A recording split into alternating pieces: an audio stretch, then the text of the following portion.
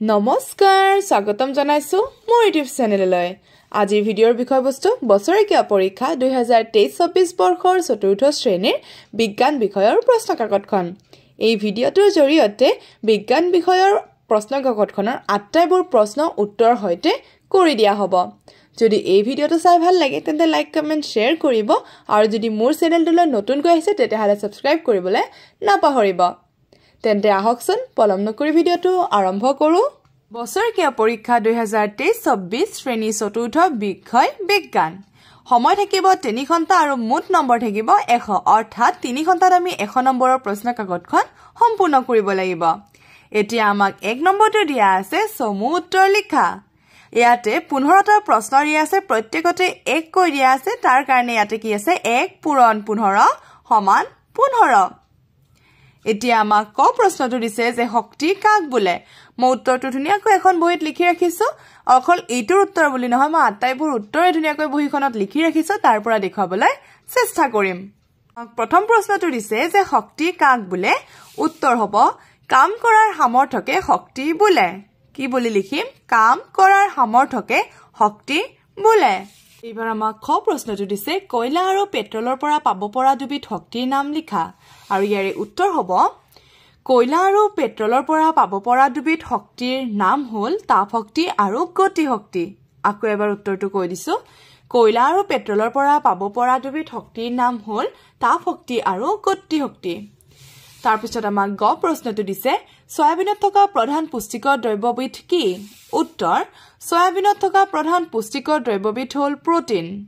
উত্তৰ সয়াবিনত থকা প্ৰধান পুষ্টিকৰ দ্ৰব্যবিধ হ'ল প্ৰটিন ঠিক আছে মই দুবাৰকৈ পঢ়াই দিবলৈ চেষ্টা কৰিছো তাৰ পিছত আমাক ঘ প্ৰশ্নটো দিছে কুইনাইন কোনবিধ গছৰ পৰা প্ৰস্তুত কৰা হয় উত্তৰ হ'ব চিনকনা গছৰ পৰা প্ৰস্তুত কৰা হয় কোন গছৰ পৰা চিনকনা গছৰ পৰা কুইনাইন প্ৰস্তুত কৰা হয় তাৰ পিছত আমাক মই প্ৰশ্নটো দিছে চিচি গছৰ পৰা পোৱা সূতাবিধৰ নাম কি উত্তৰ চিচি গছৰ পৰা পোৱা সূতাবিধৰ নাম হ'ল হন সূতা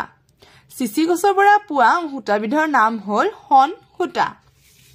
তাৰ পিছত আমাক প্ৰথম চাটো দিছে দুবিধ পৰজীৱী প্ৰাণীৰ নাম লিখা উত্তৰ দুবিধ পৰজীৱী প্ৰাণীৰ নাম হ'ল পেলু আৰু কৃমি উত্তৰ দুবিধ পৰজীৱী প্ৰাণীৰ নাম হ'ল পেলু আৰু কৃমি তাৰ পিছত আমাক দিছে দ্বিতীয় ছ পাৰ চৰাইৰ ঠোঁটটো কেনেকুৱা ইয়াৰ উত্তৰ হ'ব পাৰ চৰাইৰ ঠোঁটটো চুটি আৰু টান উত্তৰ পাৰ চৰাইৰ ঠোঁটটো চুটি আৰু টান তাৰ পিছত আমাক দিছে বৰ্গীয় জ গুহাত থকা দুবিধ প্ৰাণীৰ নাম লিখা উত্তৰ হ'ব গুহাত থকা দুবিধ প্ৰাণীৰ নাম হ'ল ভালুক আৰু বাঘ উত্তৰ গুহাত থকা দুবিধ প্ৰাণীৰ নাম হ'ল ভালুক আৰু বাঘ তাৰ পিছত আমাক প্ৰশ্ন দিছে অৰ্থাৎ ঝ প্ৰশ্নটো দিছে মিঠা ফলমূলত কোনবিধ পুষ্টিকৰ বস্তু সৰহকৈ থাকে উত্তৰ হ'ব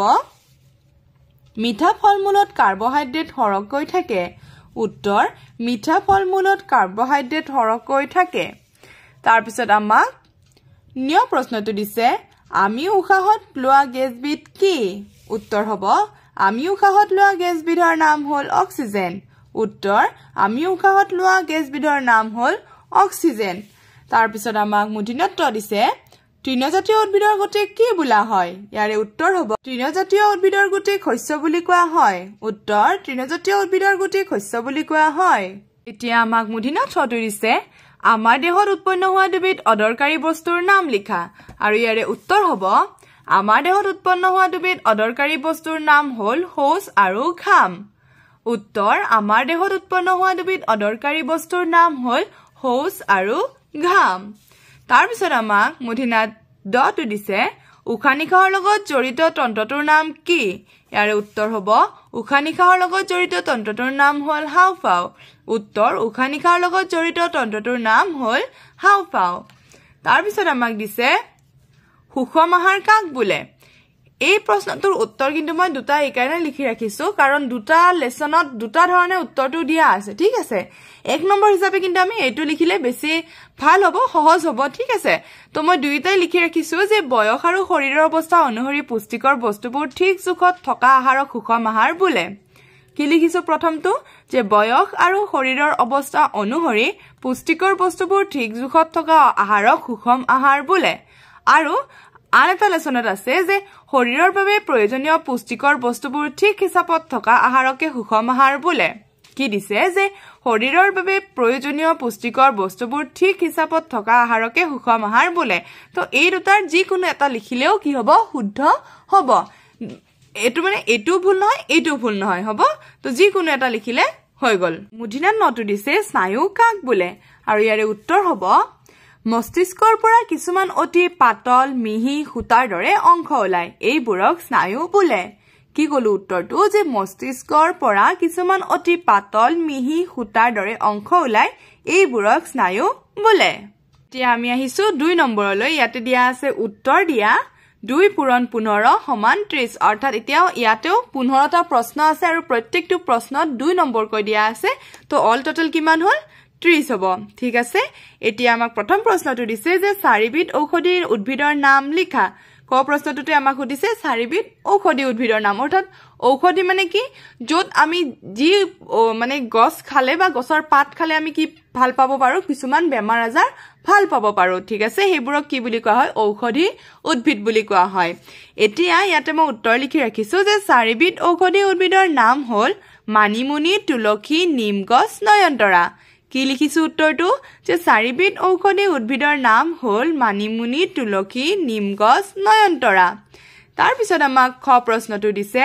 স্থিতিশক্তিৰ পৰা গতিশক্তি পোৱাৰ এটা উদাহৰণ দিয়া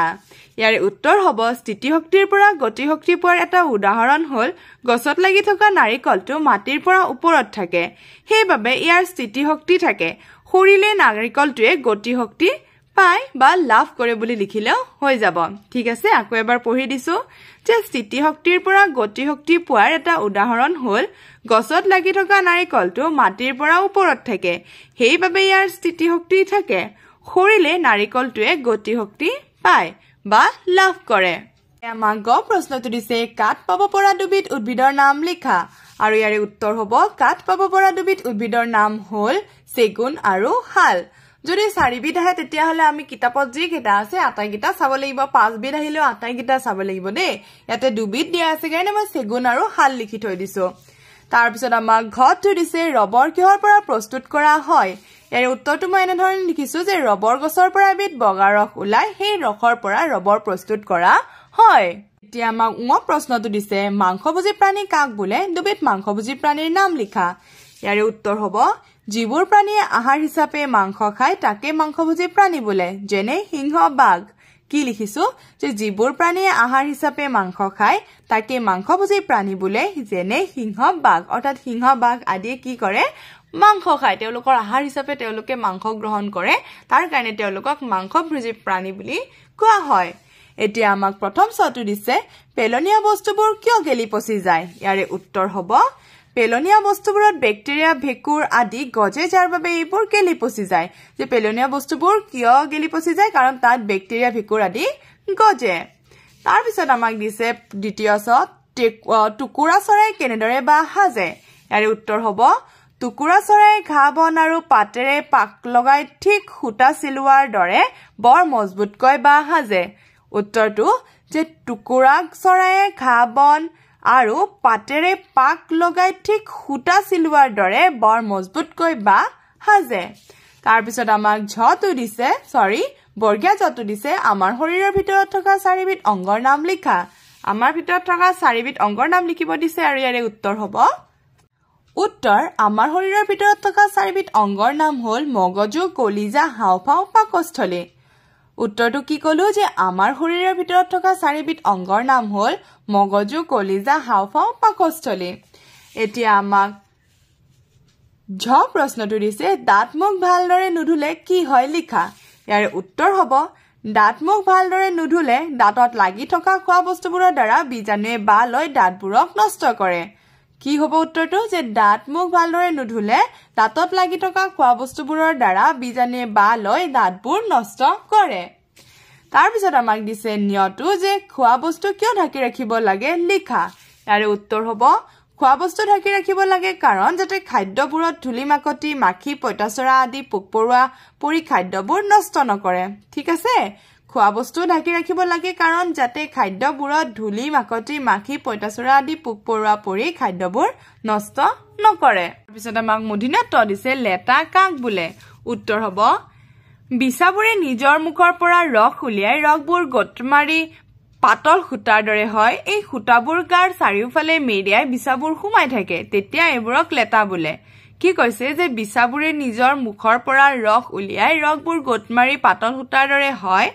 এই খুটাবোৰ গাৰ চাৰিওফালে মেৰিয়াই বিছাবোৰ সোমাই থাকে তেতিয়া এবোৰক লেটা বোলে তাৰ পিছত আমাক মধিনাথটো দিছে পাচনতন্ত্ৰ কাক বোলে পাচনতন্ত্ৰ গঠন কৰা দুবিধ অংগৰ নাম লিখা ইয়াৰে উত্তৰ হ'ব খোৱা আহাৰ হজম কৰা তন্ত্ৰক পাচনতন্ত্ৰ বোলে যে খোৱা আহাৰ হজম কৰা তন্ত্ৰক পাচনতন্ত্ৰ বোলে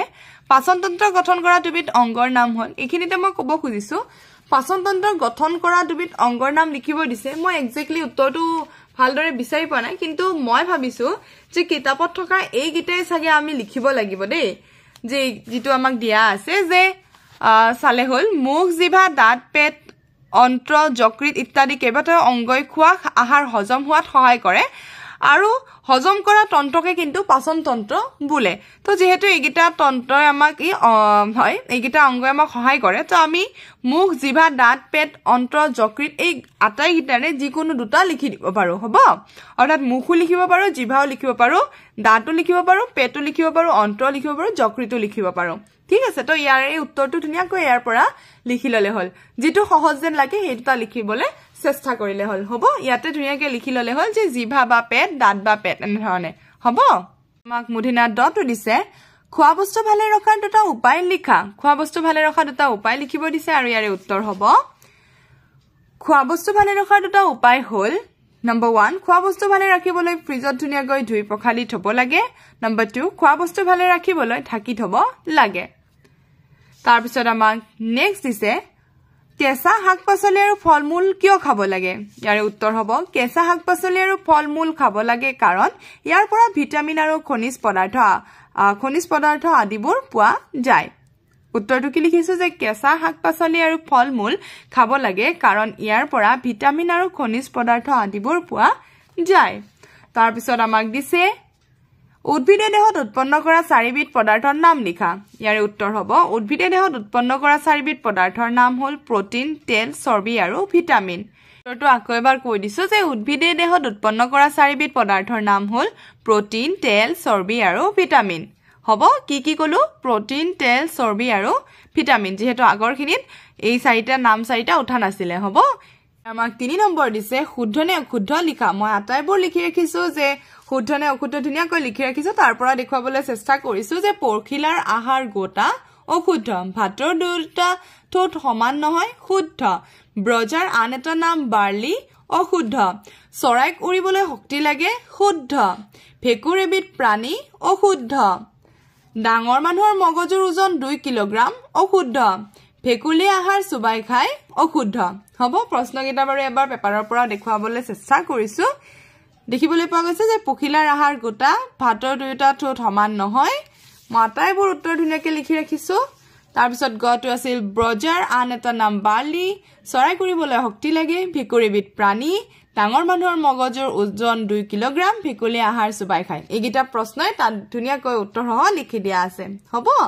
এতিয়া আমাক 4 নম্বৰ প্ৰশ্নটো দিছে খালি ঠাই পূৰ কৰা এতিয়া খালি ঠাই পূৰ কৰিব দিছে মই এই উত্তৰকেইটা কিন্তু প্ৰশ্ন কাকতখনতে লিখি ৰাখিছো কটো দিছে বিদ্যুৎ চুম্বকত বৈদ্যুতিক শক্তি চুম্বকীয় শক্তিলৈ হলনি হয় ইয়াতে কি হ'ব চুম্বকীয় খ শৰীৰৰ বলেৰে কাম কৰিব পৰা শক্তিক শাৰীৰিক শক্তি বোলে কি শক্তি বোলে শাৰীৰিক গ ৰুটিত থকা প্ৰধান পুষ্টিকৰ বস্তুবিধ হ'ল কাৰ্বহাইড্ৰেট কি কাৰ্বহাইড্ৰেট খ জুকে আন প্ৰাণীৰ তেজ শুহি লয় কি শুহি লয় তেজ শুহি লয় তাৰ পিছত ঙ 12 টকাৰ ঠোঁটটো বটালিৰ দৰে চুকা কিহৰ দৰে চুকা বটালিৰ দৰে প্ৰথম ছ শৰীৰত থকা হাড়ৰ সজ্জাটোক জকা বোলে কি বোলে জকা বোলে দ্বিতীয় ছ মুখত দাঁতেৰে চুবোৱা খোৱা বস্তুবোৰ লেলাউটিৰ লগত মিহলি হয় কিহৰ লগত মিহলি হয় লেলাউটিৰ লগত এই ভিডিঅ'টোত 4 নম্বৰলৈকে আলোচনা কৰা হৈছে কাৰণ 5ৰ পৰা যিকিটা প্ৰশ্ন আছে আটাইবোৰ দীঘল প্ৰশ্ন আৰু এইকিটা যদি এই ভিডিওটোৰ জৰিয়তে আলোচনা কৰিব লগা হয় তেতিয়া হলে ভিডিওটো বহুত বেছি দীঘল হৈ যাব আৰু ভাবিছো এটা পাৰ্ট 1ত 4 লৈকে ৰাখো আৰু পাৰ্ট 2ত 5 লৈকে 5ৰ পৰা আৰম্ভ কৰি বাকি আটাইবোৰ প্ৰশ্ন একেলগে দিয়া যাব ঠিক আছে তেন্তে আজিৰ কাৰণে থ্যাংক ইউ ফৰ ওয়াচিং